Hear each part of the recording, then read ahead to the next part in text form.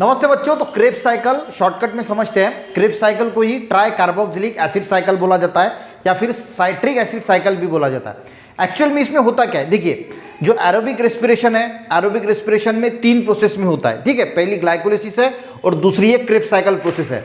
Respiration का meaning क्या होता है, देखिए रेस्पिरेशन का मीनिंग क्या होता है, हम जो खाना खा रहे हैं उससे जो ग्लूकोज बन रहा है और जो ऑक्सीजन ले रहे हैं उससे एनर्जी का फॉर्मेशन होता है, उसको एक्चुअल में एनर्जी प्रोडक्शन होता है, उसको हम रेस्पिरेशन बोलते हैं। उसमें भी 2 प्रकार है, एक एरोबिक रेस्पिरेशन और एक एनारोबिक रेस्पिरेशन।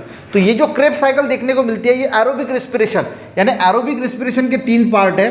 उसमें से पहला है ग्लाइकोलिसिस, दूसरा है क्रेब्स साइकिल, ठीक है, और तीसरा इलेक्ट्रॉन ट्रांसफर, वो हमने यहाँ पे बात करेंगे। ग्लाइकोलिसिस पहले 2 स्टेप की बात करेंगे।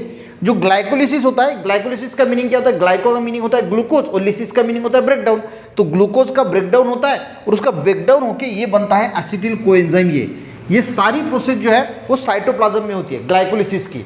दूसरी प्रोसेस, जब ये एसिटिल कोएंजाइम आता है माइटोकॉन्ड्रिया में, ठीक है, अब ये जब ये माइटोकॉन्ड्रिया में आता है तो ये जो प्रोसेस होती है क्रेब्स साइकिल की या ट्राई कार्बोक्सिलिक एसिड साइकिल या साइट्रिक एसिड बोला जाता है, ये माइटोकॉन्ड्रिया में होती है। माइटोकॉन्ड्रिया में क्या होता है, ये जो एसिटिल कोएंजाइम फॉर्म हुआ था साइटोप्लाज्म में, ये माइटोकॉन्ड्रिया में गया और उसमें से जो ये एसिटिल ग्रुप है इसका कंप्लीट ऑक्सीडेशन होता है और इसका बनता है साइट्रिक एसिड।